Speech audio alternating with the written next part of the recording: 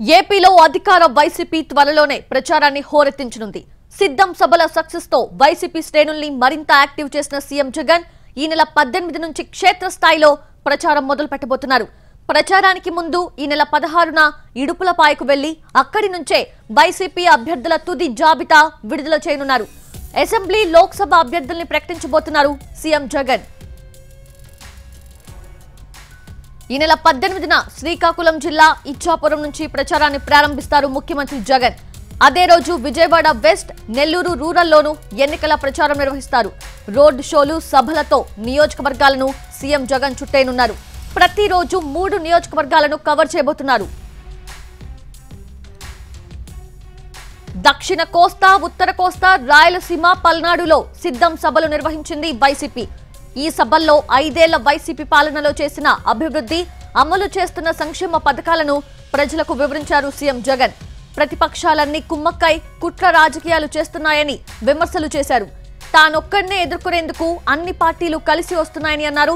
ప్రజల ఆశీస్సులు ఉన్నంతకాలం గెలుపు తమదే అని ధీమా వ్యక్తం చేశారు.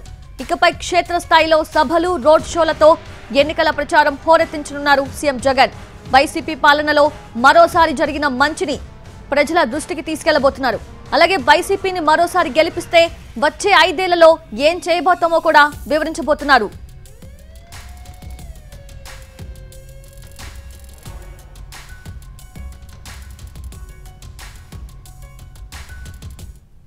వైసీపీ అభ్యర్థుల తుది జాబితా, జగన్ ప్రచారానికి సంబంధించిన స్కెడ్యూల్ డీటెయిల్స్, పూర్తి డీటెయిల్స్ మా ప్రతినిధి రాఘవేంద్ర అందిస్తారు.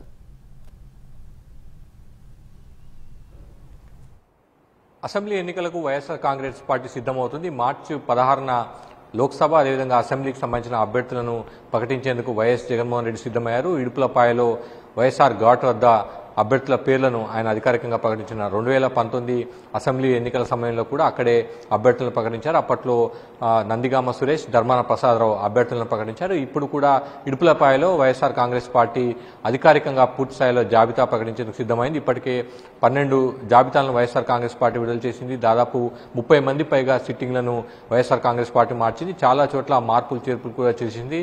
ప్రధానంగా ఆయా నియోజకవర్గాల్లో ఉన్న సామాజిక సమీకరణాలు, రాజకీయ సమీకరణాలు దృష్టిలో పెట్టుకుని గెలుపు గుర్రాలను బరిలో దించేందుకు వైఎస్ఆర్ కాంగ్రెస్ పార్టీ కసరత్తు చేసింది. అందులో భాగంగానే చాలా వరకు సిట్టింగ్ ఎమ్మెల్యేలను, అదేవిధంగా ఎంపీలను కూడా వైఎస్ఆర్ కాంగ్రెస్ పార్టీ మార్చింది. అక్కడక్కడ ఉన్న అసంతృప్తులను కూడా బుజ్జగించే ప్రయత్నంలో వైఎస్ఆర్ కాంగ్రెస్ పార్టీ ఉంది. ఇక మార్చి 16న అభ్యర్థులను ప్రకటించిన తర్వాత మార్చి 18న ఉత్తరాంధ్ర నుంచి వైఎస్ జగన్మోహన్ రెడ్డి ఎన్నికల ప్రచారాన్ని పూరించబోతున్నారు. ఎన్నికల శంఖారావాన్ని పూరిస్తారని కూడా వైఎస్ఆర్ కాంగ్రెస్ పార్టీ వర్గాలు చెప్తున్నాయి. నర్సీపట్నం లేదా ఇచ్చాపురం నుంచి వైఎస్ జగన్మోహన్ రెడ్డి ఎన్నికల ప్రచారాన్ని ప్రారంభిస్తారని కూడా ఆ పార్టీ వర్గాలు చెప్తున్నాయి. ఇప్పటికే జగన్మోహన్ రెడ్డి ఎన్నికల ప్రచారానికి సంబంధించి రూట్ మ్యాప్ను కూడా పార్టీ సిద్ధం చేసినట్టుగా నేతలు చెప్తున్నారు.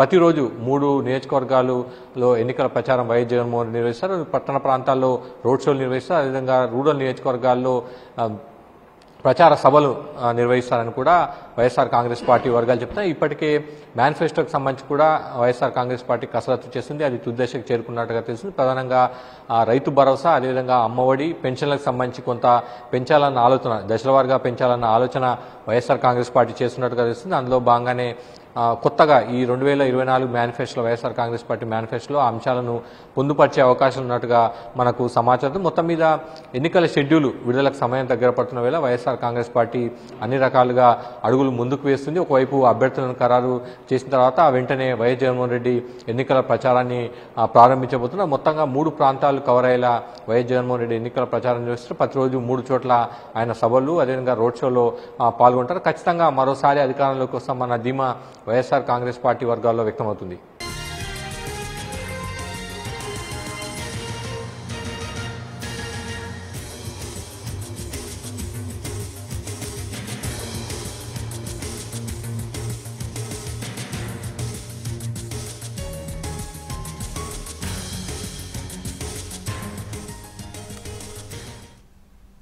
జనసేన, బీజేపీతో పొత్తు కుదుర్చుకొని ఎన్నికలకు వెళ్తున్న టీడీపీ రేపు 2వ జాబితాను ప్రకటించబోతోంది.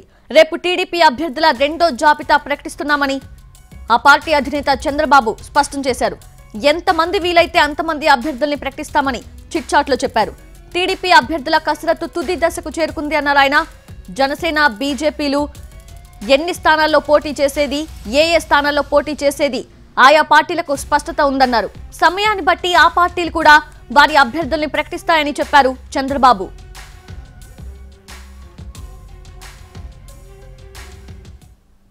నూట 75 అసెంబ్లీ స్థానాల్లో 31 సీట్లు జనసేన బీజేపీకి కలిపి ఇచ్చింది టీడీపీ. అలాగే 8 లోక్సభ సీట్లు ఆ రెండు పార్టీలకు కేటాయించింది.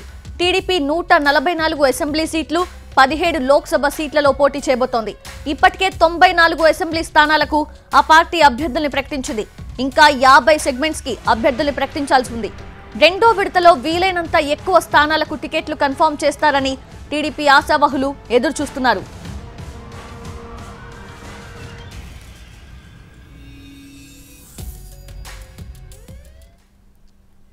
టీడీపీ రెండో జాబితాలో ఎంతమందికి టికెట్స్ ఖరారయ్యే అవకాశం ఉంది, ఏ నియోజకవర్గాల్లో అభ్యర్థుల్ని ప్రకటించే అవకాశం ఉంది, ఇదే అంశానికి సంబంధించి పూర్తి డీటెయిల్స్ మా ప్రతినిధి పిఎంఆర్ చంద్రశేఖర్ అందిస్తారు. రేపు టీడీపీ అభ్యర్థుల రెండో జాబితాను చంద్రబాబు నాయుడు విడుదల చేయబోతున్నారు. తొలి విడతలో 94 నియోజకవర్గాలకు సంబంధించిన అభ్యర్థులను విడుదల చేసిన టీడీపీ రెండో విడతలో 20 నుంచి 25 స్థానాలకు సంబంధించిన అభ్యర్థులకు సంబంధించిన ప్రకటనను అభ్యర్థుల ఖరారు చేస్తూ దానికి సంబంధించిన ప్రకటనను టీడీపీ అధినేత చంద్రబాబు నాయుడు విడుదల చేయబోతున్నారు. సో ఇప్పటికే రెండో విడత జాబితా ప్రకటన కంటే ముందుగా దాదాపు 30 నియోజకవర్గాల్లో అభ్యర్థులు ఎక్కడైతే ప్రకటించాలనుకుంటున్నారో ఆ అభ్యర్థులకు సంబంధించి ఆ నియోజకవర్గాల్లో ఎవరైతే ఆశావాహులు ఉన్నారో, ఎవరికైతే టిక్కెట్లు దక్కించుకోలేని నేతలు ఉన్నారో వాళ్ళందరికీ కూడా ఇప్పటికే టీడీపీ అధినాయకత్వం వైపు నుంచి అలాగే పార్టీకి సంబంధించిన సీనియర్ నేతలు కొంత సర్దుబాటు చేసిన పరిస్థితి, వాళ్ళకి నచ్చజెప్పిన పరిస్థితి. సో ఇటువంటి కార్యక్రమాలు చేపట్టారు, బుజ్జగించారు. సో ఈ క్రమంలో ఎక్కడైతే ప్రకటనకు ఇబ్బంది లేకుండా ఉంటుందో, ఎక్కడైతే క్లారిటీ వచ్చిందో ఆ నియోజకవర్గాలకు సంబంధించిన కసరత్తు ఎక్కడైతే పూర్తయిందో అటువంటి నియోజకవర్గాలను ఎంచుకుని మనకు అందుతున్న సమాచారం మేరకు 20 నుంచి 25 సెగ్మెంట్లకు సంబంధించిన అభ్యర్థుల పేర్లను, వివిధ సెగ్మెంట్లకు సంబంధించిన అభ్యర్థుల పేర్లను రెండో విడత జాబితా ప్రకటనలో ఉండే అవకాశాలు ఉన్నట్లుగా మనకు తెలుస్తుంది. ప్రధానంగా చూసుకుంటుంటే ఉత్తరాంధ్రకు సంబంధించిన పేర్లు, సెగ్మెంట్లకు సంబంధించిన పేర్లు కొన్ని ఉండబోతున్నాయి. అలాగే రాయలసీమ ప్రాంతానికి సంబంధించిన పేర్లు కొన్ని ఉండే అవకాశం కనిపిస్తుంది. అలాగే ప్రకాశం, నెల్లూరు జిల్లాలకు సంబంధించిన కొన్ని సెగ్మెంట్లలో కూడా కొంత క్లారిటీ ఇచ్చే దిశగానే రెండో విడత జాబితా ఉండే సూచనలు కనిపిస్తున్నట్లుగా మనకి పార్టీ వర్గాలు నుంచి వస్తున్న సమాచారం మేరకు తెలుస్తోంది. ఎక్కడెక్కడైతే తెలుగుదేశం పార్టీ, జనసేన, బీజేపీ పొత్తులో భాగంగా సీట్ల సర్దుబాటు క్లారిటీ ఇప్పటికే వచ్చేసిన నేపథ్యంలో ఇక్కడ అభ్యర్థులకు సంబంధించిన కూడా క్లారిటీ వచ్చేసిన చోట టీడీపీ అధినాయకత్వం రేపు కొన్ని స్థానాలకు సంబంధించిన పేర్లను ప్రకటించే సూచనలు కనిపిస్తున్నాయి. ఇప్పటికీ కూడా ఈ రోజు కూడా అటు కృష్ణా జిల్లాలో, గుంటూరు జిల్లాలో కొన్ని నియోజకవర్గాల్లో IVRS సర్వేలు చేపడుతున్న పరిస్థితి. కృష్ణా జిల్లా విషయానికి వచ్చేసరికి మైలవరం, పెనమలూరు ఈ రెండు నియోజకవర్గాలు ఖరారు కావాల్సి ఉన్న పరిస్థితులు కనిపిస్తున్న నేపథ్యంలో ఈ రెండు నియోజకవర్గాలను IVRS సర్వే చేపడుతున్నారు. అలాగే ఎరపతినేని శివాజీ ప్రాతినిధ్యం వహిస్తున్న గుంటూరు జిల్లా, ఉమ్మడి గుంటూరు జిల్లా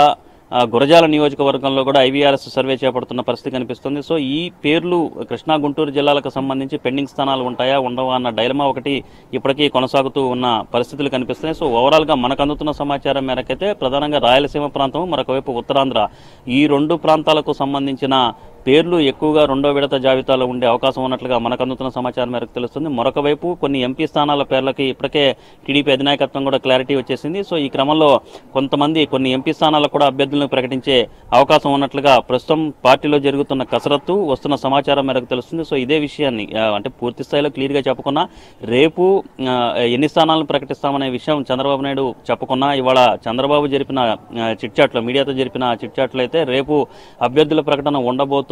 దాదాపు ఎక్కడైతే మెజారిటీ ఇంకా 50 సెగ్మెంట్లకు సంబంధించిన పేర్లు, అభ్యర్థులకు సంబంధించిన పేర్లు ఇవ్వాల్సి ఉండగా మెజారిటీ స్థానాలను, రిమైనింగ్ మిగిలి ఉన్న వాటిల్లో, పెండింగ్లో ఉన్న వాటిల్లో మెజారిటీ స్థానాలను ప్రకటించే దిశగానే రెండో విడత జాబితా ఉండబోతోంది అనే సంకేతాలు టీడీపీ అధినేత చంద్రబాబు ఇచ్చిన పరిస్థితి కనిపిస్తుంది. ఇక మిగిలిన స్థానాలు అంటే పొత్తులో భాగంగా 31 స్థానాలు అటు బీజేపీకి, జనసేనకు కేటాయించారు అసెంబ్లీ స్థానాలు. అలాగే 8 పార్లమెంట్ సెగ్మెంట్లను కేటాయించారు. సో ఎక్కడెక్కడి నుంచి పోటీ చేయాలన్న అంశానికి సంబంధించి ఆ రెండు పార్టీలకి క్లారిటీ ఉంది. ఆ రెండు పార్టీలు కసరత్తు, అభ్యర్థులకు సంబంధించిన కసరత్తు పూర్తయిన తర్వాత ఆ పార్టీకి సంబంధించిన అధినాయకత్వాలు విడివిడిగా ప్రకటిస్తాయని చెప్పి చంద్రబాబు చెప్పిన పరిస్థితి. కెమెరామెన్ ఈశ్వర్తో చంద్రశేఖర్, NTV, అమరావతి.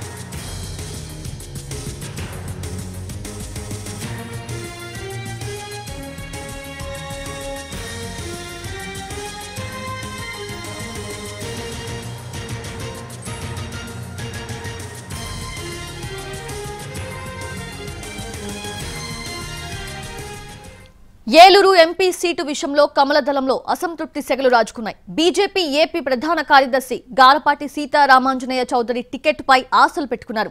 అయితే చివరి నిమిషంలో తెరపైకి సుజనా చౌదరితో పాటు వేరే పేర్లు రావడంతో అయోమయంలో పడిపోయారు.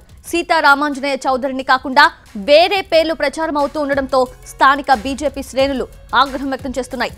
ఏలూరు పార్లమెంటు పరిధిలో గత 10 ఏళ్లుగా బీజేపీని బలోపేతం చేస్తూ వస్తున్నారు గారపాటి సీతారామాంజనేయ చౌదరి. ఆయనకు టికెట్ ఇవ్వకపోతే ఇండిపెండెంట్ గా బరిలోకి దిగాలి అని క్యాడర్ సూచిస్తోంది. మరోవైపు పార్టీలకు అతీతంగా ఈ నెల 15న ఆత్మీయ సమావేశానికి పిలుపునిచ్చారు సీతారామాంజనేయ చౌదరి. బీజేపీ లోక్సభ అభ్యర్థుల రెండో జాబితాలో ఏలూరు టికెట్ ఆయనకు కాకుండా మరొకరికిస్తే ఎల్లుండి జరిగే సమావేశంలో కీలక నిర్ణయం తీసుకునే అవకాశం ఉంది.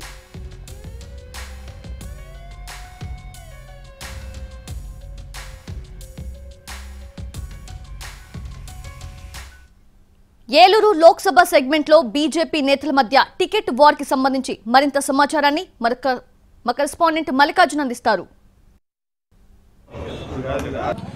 ఏలూరు పార్లమెంటు పరిధిలో బీజేపీ నేతలు అసమ్మతి గళాన్ని పెంచుతూ ఉన్నారు. గత 10 ఏళ్ల నుంచి కూడా పార్టీ బలోపేతానికి అలాగే పలు సేవా కార్యక్రమాల ద్వారా విస్తృతంగా జనంలో ఉన్నటువంటి రాష్ట్ర ప్రధాన కార్యదర్శి గారపాటి సీతారామాంజనేయ చౌదరికి టికెట్ కేటాయించాలంటూ డిమాండ్ పెరుగుతుంది. అయితే ఈ సీటును వేరే వ్యక్తులకి కేటాయిస్తారు అనేటటువంటి వార్తలు వస్తున్నటువంటి నేపథ్యంలో అక్కడ కార్యకర్తలు నాయకులు తీవ్ర ఆగ్రహాన్ని వ్యక్తం చేస్తున్నారు. పార్టీ బలోపేతానికి కృషి చేయడంతో పాటు అనేక సేవా కార్యక్రమాల ద్వారా గత 16 ఏళ్ల నుంచి గారపాటి చౌదరి జనంలో ఉండేటటువంటి ప్రయత్నం చేస్తూ ఉన్నారు. అలాగే కేంద్ర ప్రభుత్వం నిర్వహించేటటువంటి సంక్షేమ కార్యక్రమాలని జనంలోకి తీసుకెళ్లేందుకు జబర్దస్త్ కార్యక్రమాలని 100కు పైగా కార్యక్రమాలను నిర్వహించడం, అలాగే కమలం గుర్తుని జనంలోకి తీసుకెళ్లేందుకు అనేక ఫ్లెక్సీలని అనేక బ్యానర్లను కూడా ఏర్పాటు చేయడం జరిగింది. ఈ నేపథ్యంలో ఆయనకి సీటు కేటాయిస్తారు అనేటటువంటి వార్తలు నిన్నటి వరకు కూడా ప్రచారంలో ఉన్నాయి. ఆయనకి ఖచ్చితంగా సీటు ఇస్తే గెలుస్తారు అనేటటువంటి నమ్మకంతో బీజేపీ శ్రేణులు కూడా ఉన్నాయి. ఇటీవల రాజ్నాథ్ సింగ్ పర్యటనను కూడా విజయవంతం చేయడంలో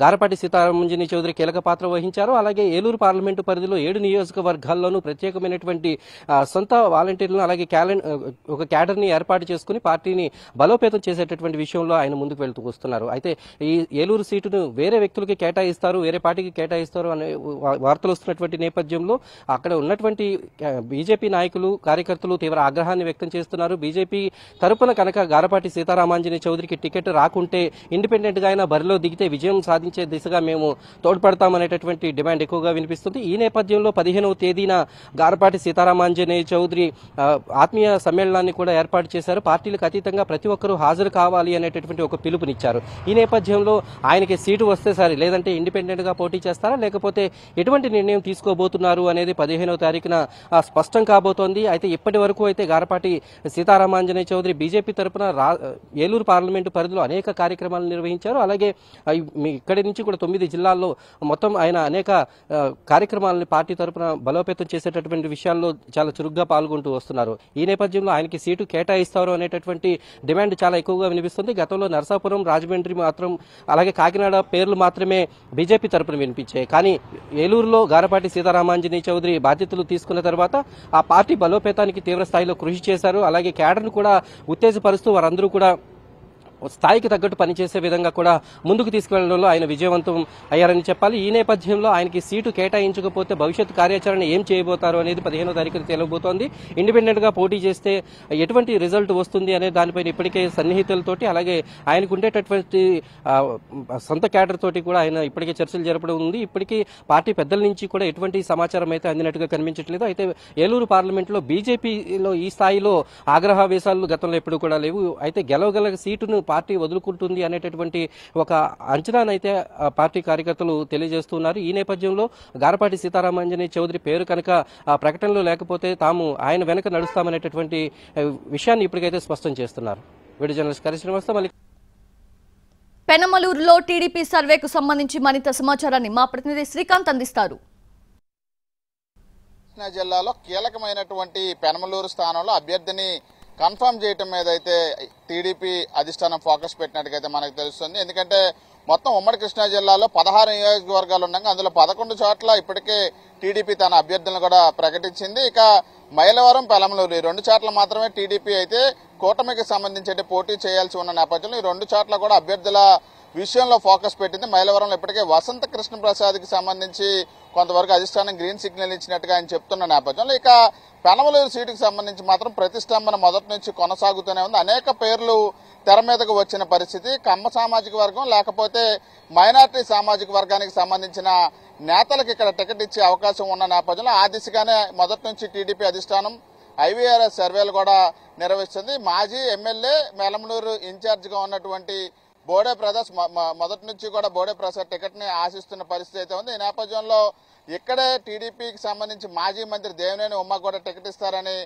సర్వే కూడా ఐవీఆర్ఎస్ సర్వే కూడా గతంలో నిర్వహించారు. ఇక వసంత కృష్ణ ప్రసాద్ పేరుతో కూడా పెనమలూరులో గతంలోనే ఐవీఆర్ఎస్ సర్వే కూడా నిర్వహించిన నేపథ్యంలో ఆ తర్వాత మైనార్టీ వర్గానికి సంబంధించి విజయవాడ నేతగా ఉన్నటువంటి ఎంఎస్బీ పేరుతో కూడా టీడీపీ అధిష్టానం సర్వే నిర్వహించి ఈ నేపథ్యంలో టికెట్ అంశానికి సంబంధించి అటు ఎవరైతే వైసీపీ సిట్టింగ్ ఎమ్మెల్యే పార్థసారథి ఉన్నారో ఆయన నూజివీడు నుండి పోటీ చేస్తున్న తన వర్గానికి సంబంధించి తుమ్మల చంద్రశేఖర్కి ఇక్కడ టికెట్ ఇవ్వాలని చెప్పి గట్టిగా సిఫారసు కూడా చేసిన నేపథ్యంలో ఎవరికి వాళ్ళు తమ ప్రయత్నాలు ముమ్మరం చేసిన పరిస్థితి అయితే ఉంది. అయితే ఎవరికి కూడా అధిష్టానం నుంచి గ్రీన్ సిగ్నల్ అయితే లభించలేదు. ఈ నేపథ్యంలో ఇంకా ఎన్నికలకి సమయం దగ్గర పడుతుంతో పాటుగా మొదటి లిస్టులో పెండింగ్ లో ఉన్న స్థానాల్లో ఈ పెనమలూరు కూడా ఉంది. ఇక రెండో జాబితాలో విడుదలయ్యే అవకాశం ఉన్న నేపథ్యంలో ఇక ఈ రోజున ఐవీఆర్ఎస్ సర్వేలో మాజీ ఎమ్మెల్యే పెనమలూరు ఇన్ఛార్జిగా ఉన్నటువంటి బోడే ప్రసాద్ పేరుతో ఈ రోజున పెనమలూరులో ఐవీఆర్ఎస్ సర్వే అయితే నిర్వహించడం స్థానికంగా చర్చనీయాంశంగా మారింది. ఆయన బోడే ప్రసాద్ కూడా తన అనుచరులకి టికెట్ తనకు కన్ఫర్మ్ అయిందనే విషయాన్ని కూడా చెప్పిన నేపథ్యంలో ఇప్పుడు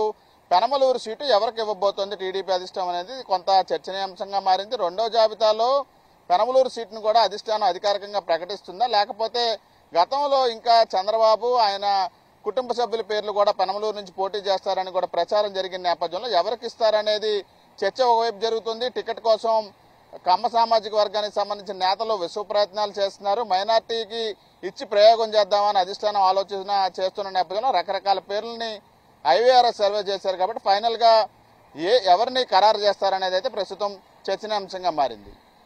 కెమెరా పర్సన్ కోటితో శ్రీకాంత్, ఎన్టీవీ, విజయవాడ నుంచి.